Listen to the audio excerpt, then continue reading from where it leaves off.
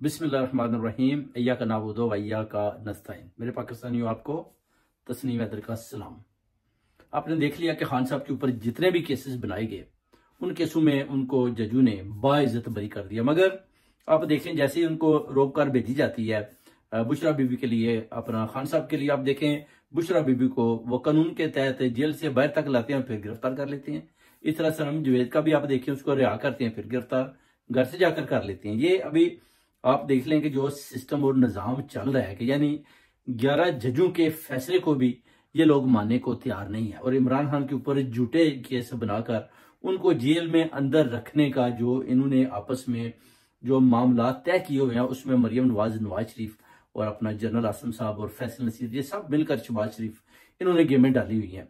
आसिफ अली जरदारी भी उतना ही शामिल है। वो कहते हैं कि अगर इमरान खान बाहर आ गया तो फिर हमारा क्या बनेगा। अब इन्होंने जो मेरे पाकिस्तान जो तरीका लगाना है ना, इन्होंने जो लगाया हुआ है, उन्होंने देखा है कि हमने जो जनाब जितने भी केसेस खान साहब के ऊपर जैली बनाए हैं, वो अपने मंतकी अंजाम तक वकला बरादरी ने पहुंचा दी है। उन्होंने अपना केस जीत लिए हैं। खान साहब की सारी सजाएं तो खत्म हो चुकी हैं, मगर अब खान साहब को कैसे अंदर रखना है, बुशरा बीबी को कैसे अंदर रखना है। यानी खान साहब को अंदर वो कहते हैं कि इनके ऊपर जो 9 मई के जो हमने केसेस बनाए हैं, उस हिसाब से अगर हमें जरूरत पड़ी तो हम इनको मिलिट्री कस्टडी में उधर जाकर इनके केसेस सुनेंगे, और ज्यादा से ज्यादा हम कोशिश करेंगे कि खान साहब को जेल के अंदर रखा जाए। उधर आप देख सकते हैं जो ट्विटर भी कंपनी के जो 3 आदमी करते हैं, उसमें वो साफ साफ लिखते हैं कि हमने जनाब इमरान खान को नहीं छोड़ना, इमरान खान को हमने जेल के अंदर ही रखना है। हम किसी सूरत में भी खान को छोड़ने को तैयार नहीं है जब तक इमरान खान 9 मई के हवाले से माफी नहीं मांगेंगे।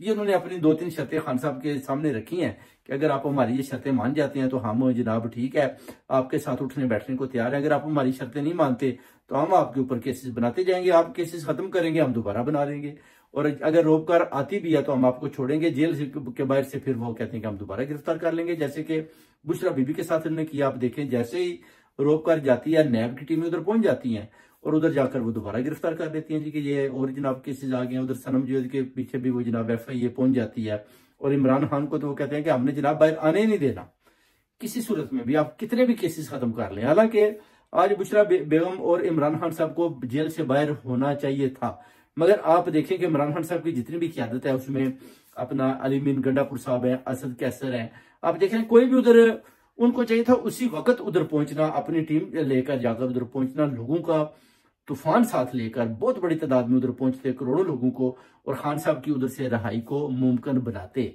मगर आप देख लें कि इनमें से कोई भी उधर नहीं गया, बल्कि वही अपना उमर यूब और कुछ वकला बरादरी उधर बैठे हुए कहते हैं हमें जी वो नमाज नहीं पढ़ने दे रहे, हम तो नमाज के लिए जनाब वेट कर रहे हैं। वो जी मस्जिद जो बाहर थी वो भी उन्होंने बंद कर दिया, अब हम जी नमाज पढ़ रहे हैं। यानी और तरह की वो जो है ना बातें कर रहे हैं, और कहते हैं हमने रिहाई लेकर जानी है।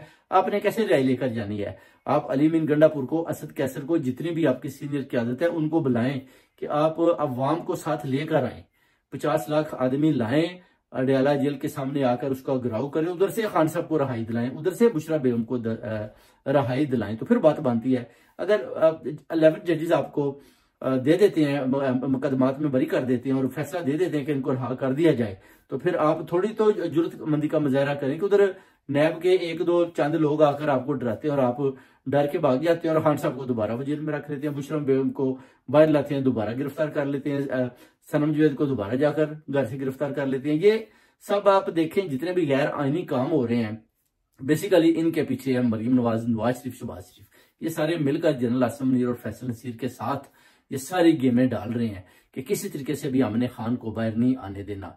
अपना जनरलों का ये रोल है वो यही है कि जी अपना खान साहब अगर 9 मई के हवाले से माफी मांगेंगे तो फिर हम इस बात पर सोचेंगे। खान साहब कहते हैं मैंने 9 मई का कोई वाकया ऐसा किया ही नहीं, ना ही मैंने किसी को कुछ बोला है कि जाकर उधर किसी कोर कमांडर के घर पर हमला किया जाए, तो मैं क्यों माफी मांगूंगी? अगर मैं माफी मांगूंगा फिर तो मैंने तरफ जुर्म कर लिया, जब एक मैंने जुर्म किया ही नहीं तो मैं उसकी माफी क्यों मांगू? ये सिस्टम भी अब उधर चल रहा है। अब जजेस जो है वो तो मैदान में खड़े हैं, मगर उन जजों में एक जज है जो अगला चीफ ऑफ आर्मी स्टाफ, अपना चीफ जस्टिस सुप्रीम कोर्ट का, जिसको बनाया जाएगा काजी की जगह पर, और वो जो है ना वो भी अपना बैठा हुआ है गोद में जनरल आसिफ मनीर के, और वो भी अभी इनके साथ मिलकर गेम खेल रहा है। वो चाहता है कि चले ठीक है, अगर काजी फायज को हटा देते हैं तो वो कहते हैं कि आपको इस तरीके के साथ सामने लाया जाएगा कि पता चले कि आप पीटीआई का साथ दे रहे हैं। मगर जैसे ही अगर आप अपना चीफ जस्टिस से बन जाते हैं तो उसके बाद फिर आपने इमरान खान को और ज्यादा अंदर रखना है। इस तरह की बातें भी सामने आ रही हैं। मौलाना फजल रहमान को भी देख लें, वो कहता है कि वो जो सीटें मिली हैं वो अपना 39 और 41 जो हमने जीती हैं वो आप मुझे दे दें। वो अपनी अपनी जो अपना गेम डालने की कोशिश कर रहे हैं। यानी हर कोई अपने मैदान में चाहता है कि पीटीआई की जितने भी सीटें हैं वो किसी तरीके से हमें मिल जाए और हम हुकूमत बनाए। इस तरह का जो है ना वो काम अभी तक जारी है और इस तरह के सिस्टम जो है ना गैर आईनी तरीकों के साथ पीटीआई की चारों तरफ से जो है ना उनके ऊपर वारदातें डाली जा रही हैं, की जा रही हैं कि किसी तरीके से भी इनको इस हद तक मजबूर किया जाए कि ये खुद ही जो बैकअप हो जाए। मगर इमरान खान से ये बेसिकली जब तक खान खड़ा है तो उनको पता है कि हम पीछे तो हट नहीं सकते। अब खान साहब के जितने भी खिलाड़ी हैं वो भी बेसिकली उस तरह सामना नहीं कर रहे जैसे कि ओवरसीज कम्युनिटी हम डिमांड्स करते हैं कि आप जाएं और खान साहब को बाहर निकालें। आप देख लें, बस आवाज उठाती है, ओवरसीज कम्युनिटी उठा रही है, इधर भी उधर भी, जो अवाम भी उनमें भी वही लोग बार बार कह रहे हैं कि इमरान खान साहब को रहा करें, मगर इमरान खान साहब रहा नहीं हो रहे। तो अब आप पूरी कौम से सवाल करता हूं कि उसका क्या तरीका है कि इमरान खान को रहाई मिले। ये एक बहुत बड़ा सवाल है। ये सवाल हम अली मिन गंडापुर के आगे करते हैं, असद कैसर के आगे करते हैं, उसके अलावा जो उमर यूब और अपना गौर यूब साहब हैं, ये जितने भी इनकी वकुला बरादरी हैं, जितने भी ये सीनियर क्यादत खान साहब ने बनाई है, उनके आगे सवाल करते हैं कि आप खान साहब को कैसे राय दिला रहे हैं। अगर खान साहब को 11 जज भी रहाई का हुक्म देते हैं तो आप उनको छुड़वाने में कामयाब नहीं होते, तो फिर आप बता दें कि आपके साथ क्या किया जाए। ये एक बहुत बड़ा सवाल है। खान साहब भी चाहते हैं कि ठीक है मुझे रहाई दिलवाएं, मुझे निकालें बाहर, मगर निकालना तो इन्होंने है, वो तो अंदर है, अकेले आदमी है और ये सारे बाहर अपना मजे ले रहे हैं। शानदाना गुलजार का भी आपने देख लिया, उसके भी जो बयान आते हैं वो ऐसे ही हैं कि वो जीवासी खान साहब को जैसे कि बाहर ना निकालें। यानी ये लोग खुद भी डरे हुए हैं कि अगर खान साहब बाहर आ गए तो हमारी सियासत तो खत्म हो जाएगी। तो बेसिकली ये चारों तरफ से पीटीआई के ऊपर मुख्तलिफ टीमों ने इस तरह कब्जा किया हुआ है। उनको पता है कि अगर खान साहब बाहर आ गए तो फिर हमारी जो यारादारी है वो तो खत्म हो जाएगी और इमरान खान साहब जनाब अपनी आराम के साथ हुकूमत करेंगे और वो दोबारा जो है अपना प्राइम मिनिस्टर बन जाएंगे और हमें कौन पूछने वाला होगा। तो जब तक खान साहब अंदर है तो हम जनाब हमारे भी कुछ वैल्यू है, लोग हमें भी, हमारी भी जान पहचान रहेगी, लोग हमें भी पूछेंगे जी कि शानदाना गुलजार क्या कर रही है, जी अपना शरफ सरवर साहब क्या कर रहे हैं, अपना असद कैसर साहब क्या कर रहे हैं, जनाब अली मिन गंडापुर साहब क्या कर रहे हैं, पुरलाई क्यों खामोश है। इस तरह के वो कहते हैं कि सवालात हमारी तरफ भी आएंगे। मगर अगर खान साहब बाहर आ जाते हैं तो फिर आपको पता है कि इन सब को इमरान खान की कुर्सी के पीछे खड़ा होना होगा और जो बात खान साहब ने कहनी है इनको माननी पड़ेगी। और खान साहब अगर बाहर आ जाते हैं तो फिर तो सारा सिस्टम उनके सामने आ जाता है। उनको पता चल जाता है कि ये लोग जो है ना वो लोग हैं जिन्होंने मेरा सही साथ दिया और ये वो लोग हैं जिन्होंने नहीं साथ दिया और ये वो लोग हैं जो सिर्फ और सिर्फ इक्तदार चाहते थे। तो ये सारी चीजें हैं जिसकी इनको आप मद्देनजर रखो पाकिस्तानियों, क्योंकि इसी वजह से खान साहब की रहाई मुमकिन नहीं हो रही। उधर मरियम नवाज, नवाज शरीफ और शहबाज शरीफ और जनरल आसिम मुनीर और जनरल फैसल नसीर ने जो नई प्लानिंग तैयार किया, उस प्लानिंग के हिसाब से वो कहते हैं कि अगर खान साहब सारे केसों में बरी हो जाते हैं तो हम जो 9 मई वाला केस है उसको मिलिट्री कस्टडी में चलाएंगे। मिलिट्री कस्टडी में चलाएंगे तो ये केस और ज्यादा लंबा जाएगा, जैसे कि अलकादर यूनिवर्सिटी वाला वो कहते हैं जिसको भी हम लंबा चलाएंगे। तो ये सारी चीजें उन्होंने अपनी भी प्लानिंग तैयार की हुई है। अब देखना यह है कि इमरान खान की रहाई ये कैसे मुमकिन बनाते हैं, जिस पर ओवरसीज कम्युनिटी भरपूर एहतजाज करती है और इनको भी जनाब देख रही है कि ये जितने भी अपना सीनियर क्यादत है ये अब क्या कर रहे हैं, ये आगे क्यों नहीं बढ़ रहे, खान साहब की रिहाई को मुमकिन क्यों नहीं बना रहे।